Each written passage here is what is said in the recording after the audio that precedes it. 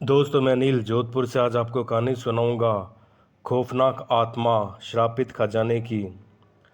जोखो एक ऐसी प्राचीन आत्मा है जो हजारों वर्षों से धरती के कुछ खास गुप्त खजानों की रक्षा कर रही है। कहते हैं अगर कोई लालची इंसान उसका गुप्त खजाना पाने की कोशिश करता है तो उस इंसान को जोखो की भयानक आत्मा का सामना करना पड़ता है। लेकिन अगर कोई तंत्र मंत्र विद्या का इस्तेमाल करके खजाने को पा लेता है तो वह खजाना एक भयंकर श्राप बनकर उसकी पीढ़ियों में रहता है। जोको का उल्लेख पौराणिक कथाओं में मिलता है। वो किसी नेक दिल इंसान को अपनी मर्जी से खजाना सोना तो दे सकता है, पर लालची इंसान को वह जिंदा बाहर आने नहीं देता। यह कहानी शुरू होती है बहत्तरपुरा गांव से। बहत्तरपुरा में ईमानदार नाम का एक साहूकार रहता था। वो खानदानी अमीर था। उसके पास विरासत में मिली करोड़ों की संपत्ति थी। फिर भी अपने पास आधे गांव की जमीन धोखे से हड़प ली थी। सावरकर बहुत ही लालची और कपटी इंसान था। एक दिन उसे सुबह उसकी हवेली पर एक आदमी उससे मिलने आया। उसे दरवाजे पर सिपाहियों ने रोक लिया। उसने अंदर बैठे ईमानदार को एक संदेश भिजवाया कि वह धन कमाने का एक नई तरीका बताने के लिए यहाँ पे आया है। धन का नाम सुनते ही ईमानदार का लालच जाग उठा। उसने उस आदमी को अपने कमरे में बुलवाया। इनामदार को उसने अपना परिचय दिया। उसका नाम बावन भाई था। वह एक लकड़हारे का बेटा था। उसने सावरकर से कहा कि उसके पिताजी ने मरने से पहले उसे एक प्राचीन खजाने का नक्शा दिया है जो उसी गांव के घने जंगलों में किसी खंडर में छुपा हुआ है। वहाँ जाने के लिए उसे सिर्फ सावरकर की मदद की जरूरत थी और बदले में वह सावरकर का आपस में खजाना बांट लेंगे। खजाना का नाम सुनते ही सावरकर ने तुरंत हाँ कर दी, परंतु बावन भाई ने शर्त रखी कि खजाने की खोज में सिर्फ वह दोनों जाएंगे। दूसरे दिन ईमानदार सुबह बावन भाई को जंगल के पास वाले पुराने शिव मंदिर में मिला। सबसे पहले नक्शा देखने की मांग की गई। बावन भाई ने ईमानदार को नक्शा दिखाया। तसल्ली होने के बाद दोनों घने जंगल में गए जहाँ कोई इंसान गलती से पाँव नहीं रखता था।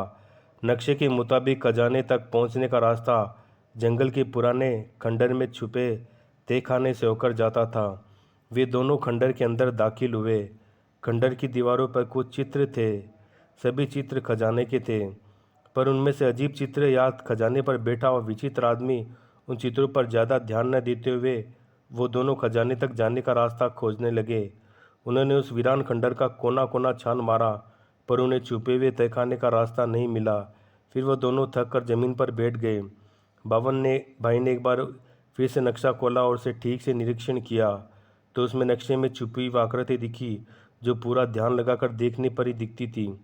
उसी का चित्र दीवार पर बने हुए विचित्र आदमी से मिलता जुलता था। फिर बावन भाई ने उस दीवार के चित्र पर हाथ फेरकर तलाशना शुरू कर दिया। तभी बावन भाई के हाथों को उस चित्र पर एक छोटा सा पत्थर महसूस हुआ जो थोड़ा सा बाहर निकला हुआ था। वो पत्थर उसने ताकत लगा के अंदर धकेला। फिर उसी चित्र के सामने जमीन पर तहखाने का गुप्त दरवाज़ा खुल गया। ईमानदार ने साथ में लालटेन लाई थी। बावन भाई ने लालटेन जला के अपने हाथ में ले ली और वह दोनों धीरे धीरे तहखाने की सीढ़ियाँ उतरने लगे। सीढ़ियाँ काफ़ी नीचे तक जाती थी। उन सीढ़ियों पर ऊपर की तरफ चढ़ते हुए ढेर सारे नरकंकाल मशाले दिखी। दोनों को ऐसा लग रहा था इन सभी इंसानों ने सीढ़ियों पर ही दम तोड़ दिया था। पर कहते ना, लालच बुरी बला। इतने सारे नरकंकाल देखने के बावजूद भी दोनों की आंखों पर सिर्फ लालच का पर्दा था। अंधेरे में लालटेन के सारे नक्शे को निहारते हुए दोनों तहखाने का कोना कोना तलाश रहे थे। आखिर उन्हें वह कमरा मिल ही गया जिसमें सारा गुप्त धन रखा हुआ था। उसके दरवाजे पर चेतावनी देने वाले चिन्ह भी थे, पर सब चेतावनियों को अनदेखा करते हुए उन्होंने उस कमरे का ताला तोड़ दिया। जैसे इन दोनों ने अंदर कदम रखा तभी अचानक से उनकी लालटेन बिना हवा के अपने आप बुझ गई। उनके पीछे जोर से दरवाज़ा बंद हो गया। उन्हें किसी के मंत्र पढ़ने की आवाज़ आने लगी। अब डर ने उनके मन में जगह बना ली। वो दोनों वहाँ से भागना चाहते थे, पर दरवाज़ा पीटने लगे। उसे खोलने की कोशिश करने लगे, पर वह जाना उनके हाल में था। वापस लौटना सिर्फ जोकों के वश में ही था। अचानक दोनों के हाथ पैर बर्फ की तरह एक ही जगह पर जम गए।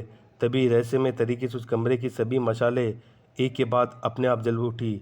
फिर उन्हें दिखाई दिया जोखो, जोखो, जोखो। वो खजाने पर पहरा दे रहा था।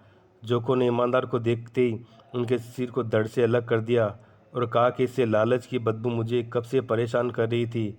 इतना कहकर जोखा जोर से हंसने लगा। उसने बावन भाई को हंसते हुए कहा, मैं तुम्हें एक मौका देता हूँ, तुम जितना तेज भाग सकते हो भागो, और तुम में से कोई एक मशाल भी ले जा सकते हो, पर अगर मशाल को तुमने ज़मीन पर रखा तो मैं उसी समय तुम्हें मार दूंगा। बावन भाई डर के मारे कांप रहा था। उसने एक मशाल उठाई, उसके पीछे दरवाज़ा खुलने के साथ ही वह जी जान लगाकर भागा। जब वह सीढ़ियों से डर के मारे ऊपर की तरफ भाग रहा था, तब सीढ़ियों पर इतने सारे कंकाल मौजूद थे कि उनमें से ही किसी एक कंकाल ने में पैर अटकर बावन भाई सीढ़ियों पर गिर गया और उसके हाथ से मशाल छूटकर जमीन पर गिर गई। अगले ही पल जोको ने वह प्रकट होकर उसकी जान ले ली और उन कंकालों के ढेर में एक और लालची कंकाल जमा हो गया। तो दोस्तों, कहते हैं ना कि लालच बुरी बला होती है।